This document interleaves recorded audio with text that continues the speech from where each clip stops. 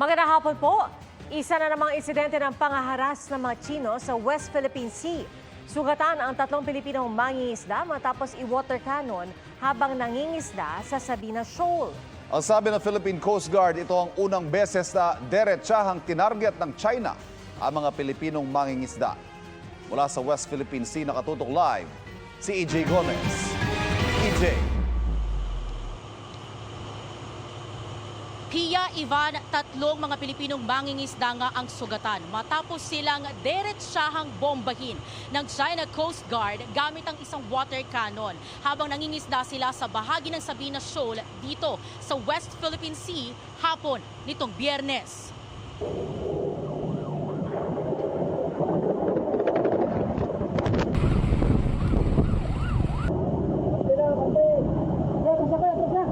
Yan ang eksena ng mga Pilipinong mangingisda nang deretsahan silang bombahin ng water cannon ng China Coast Guard pasado 1:00 ng hapon kahapon.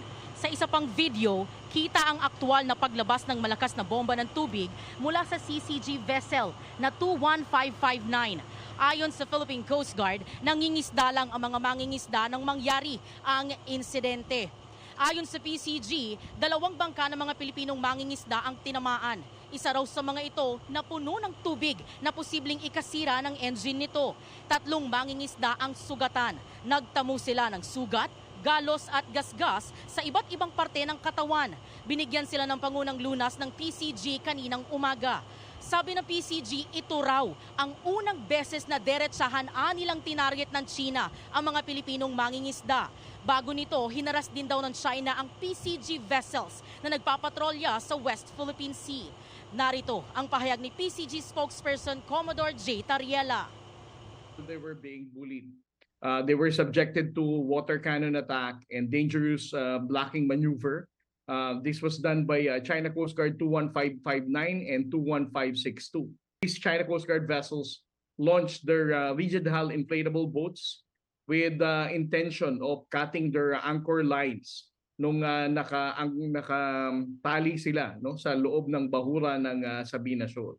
Atin pong barko sa Philippine Coast Guard ay hindi rin nakaligtas sa dangerous maneuvering ng China Coast Guard 21559, 5204 and 21562.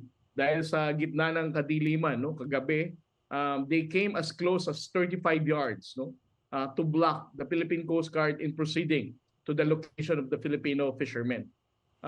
Right now, Pia, Ivan, sabi pa ng PCG, seryosong paglabag sa karapatang pantao para sa mga Pilipinong mangingisda ang ginawang pangharas ng China. Siniguro naman ng PCG na katuwang ang Bureau of Fisheries and Aquatic Resources at iba pang ahensya ng Philippine government na magpapatuloy ang kanilang pagpapatrolya para masiguro na ligtas at malaya makakapangisda ang mga Pilipino o kababayan natin dito sa West Philippine Sea. Mula po dito sa West Philippine Sea at para sa GMA Integrated News, EJ Gomez, nakatutok, 24 oras. Maraming salamat, EJ Gomez. Mahigit 1 linggo bago magpasko, nawala ng tirahan ang nasa 600 pamilya sa Barangay Pleasant Hills sa Mandaluyong City dahil po sa sunog kagabi. At nakatutok doon live si Bernadette Reyes. Bernadette? Pia, mahigit 1,800 na mga individual ang nadamay sa sunog kahapon dito sa Barangay Pleasant Hills sa Mandaluyong. Pangamba ng ilan sa kanila, baka dito na sa evacuation center sila abutan ng Pasko. Malaki at naglalagablab na apoy ang lumamon sa mga bahay sa Barangay Pleasant Hills, Mandaluyong City pasado 6:00 kagabi. Sa drone video, kitang halos isang bloke na bahagi ng barangay ang lawak ng sunog. Nagkulay kahel na ang langit dahil sa apoy. Mula sa first alarm noong 6:38 ng gabi, agad itong inakyat sa ikalimang alarma pasado 7:00 ng gabi dahil sa bilis ng pagkalat ng apoy. Sunod-sunod ang dating ng mga bumbero na nahirapang apulahin ang apoy. Light materials and sa sobrang dikit-dikit niyan kaya mabilis lumaki, mabilis kumalat. Dagdag pahirap pa raw ang mahina umanong tubig sa hydrant na malapit sa lugar. Kaya ang mga residente tumulong na rin para magigib ng tubig para sa fire truck. Kailangan magtulungan lahat. Kumuha na rin sa water tank ng kalapit na townhouse. wala daw tubig sa hydrant. It's really faulty. Look at the 3 fire trucks taking water from my the tank there. Oh. Ayon sa BFP, pasado alas 10 ng gabi tuluyang naapula ang apoy. 3 ang naitalang sugatan, inaalam pa ang itsa ng apoy. Pansamantala namang sumisilong sa covered court ang mga apektadong residente. Estimated damage natin ngayon is more or less 1 million. For 200 houses, around 600 families yan. Pleasant Hills kung tawagin ng lugar pero hindi kaaya-ayang inabutan namin. Mga batang wala man lang tent na matuluyan, mga nangangalakal sa mga inabong bahay, mga pamilyang hindi malaman kung paano ipagdiriwang ang Pasko na may ligaya tulad ni Lolo Cesar. Hindi raw niya malaman kung paano maipapaliwanag sa mga apo ang kanilang sinapit. Naawa kasi ako, hindi lang sa akin, pati sa mga kapitbahay namin. Magpapasko. Ang hirap ito. Taste-taste muna tayo ngayon. Kasi, wala eh. Di ba? Hindi katulad ng Pasko noon, yung Pasko ngayon. Kaiba ngayon. Ang hirap talaga. Ang magkaibigang sina Kevin at Angelo, pilit naghahanap ng matanso at ano pang mapapakinabangan mula sa tinupok ng apoy. Naghanap po kami ng mga tanso. Mga tanso po? Bebenta po. May mga nakakuha naman po kaming mga bakal para kahit papano po is may benta po namin para may pandagdag po ng pagkain po. Hindi pa po kami nakakabawi-bawi pero ito na naman po yung nangyari. So, ayun, 2 weeks na lang po, Christmas na. Ang pamilya ni Austina, masisiluwang tent ang hiling para kahit paano'y may matuluyan ng kanyang mga anak at apo. Pasalamat po ako ka ligtas po sila. Walang nasaktan po. Yung 13 months niya, nasunog na rin yung pera niya doon. Naiwan kasi. Pia, dahil malaki ang bilang ng mga nasunugan, meron din mga nananatili ngayon sa evacuation center sa katabing barangay Mauway. Para naman doon sa mga naiulat natin na wala pa ring tent hanggang sa ngayon. Ayon sa barangay, dumating na raw ang kanilang gagamiting tent pero hinahanapan na lamang ng lugar kung saan ito pansamantalang itatayo. Pia? Maraming salamat, Bernadette Reyes.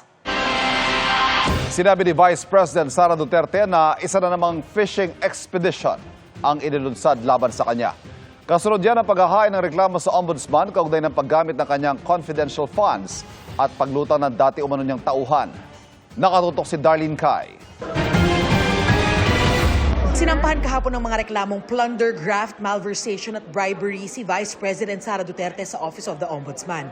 Kaugnayan ang umano'y maling paggamit sa 612.5 million pesos na halaga ng confidential funds ng OVP at DepEd. Lumabas din ang isang notaryadong salaysay ni Ramil Madriaga na nagtrabaho raw siya para sa bise at sa kanyang amang si dating Pangulong Rodrigo Duterte bilang civilian intelligence agent.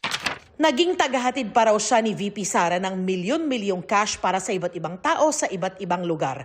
Ayon sa abogado ni Madriaga, may pagkakataon daw na mismong ang dating Pangulo at ang VP ang nakakausap niya. Merong time na si VP Sara, sa recollection ko, naihatid yung pera.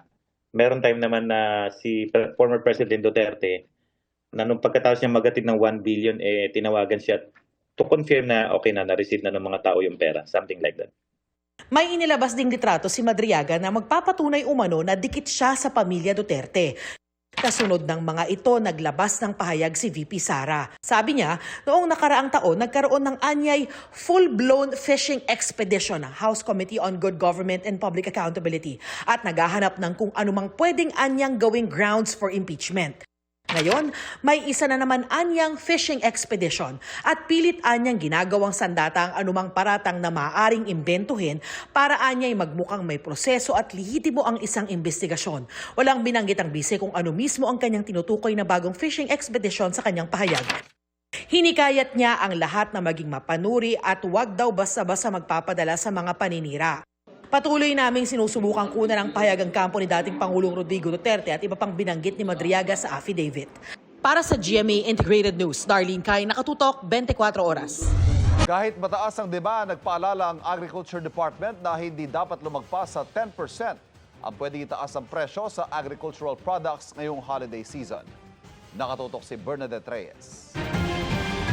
Kung Hindi pa nakakapamili ng Noche Buena, ihanda na ang mga bulsa dahil sa monitoring ng Department of Agriculture, naglalaro sa 170 hanggang 250 pesos ang kilo ng manok.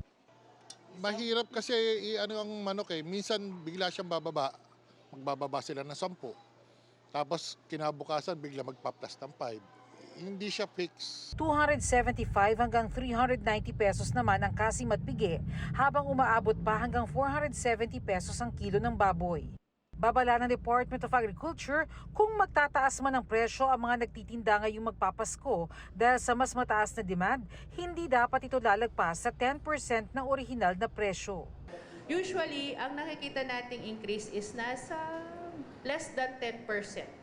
Kasi nga alam nila yung pag 10% ang increase mo, meron po tayong prima facie na baka may profiteering pong nangyayari. Pero definitely, for example, sa manok, kung 180 po ngayon yan, napapansin namin, ang increase niya is nasa 10 to 15 pesos. Talaga hindi nila inaabot ng 20. Kung tutusin mo, dapat nga walang makikita tayo dapat na pagtaas. Kaya nga po next week, araw-arawin na naman nating tumingin sa mga palengke dahil nga gusto nating ma-ensure na sumusunod po sila sa ating mga, kung ano po yung mga nakapublish nating presyo. Umiira rin ngayon ang maximum SRP na 150 pesos kada kilo sa sibuyas, 120 naman sa kada kilo ng carrots. Kunwari, may nakita sila ng 200 pesos na sibuyas. Hindi, 150 lang dapat yan. At least na-inform po yung ating mga consumers na hindi lang nila tatanggapin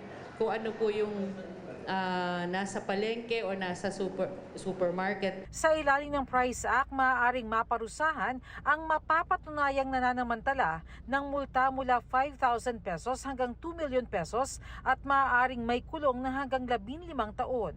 Maaari naman daw mamili sa mga kadiwa stores kung saan mas mura ang mga bilihin ng 10 to 15 pesos. Sa General Santos City, patok ang mga tinaguriang satellite market dahil mas mura ang mga paninda kumpara sa malalaking palengke. Ayon sa mga nagtitinda, mura ang kanilang upa sa pwesto at sarili nilang ani ang mga paninda. Para sa GMA Integrated News, Bernadette Reyes, nakatutok 24 oras.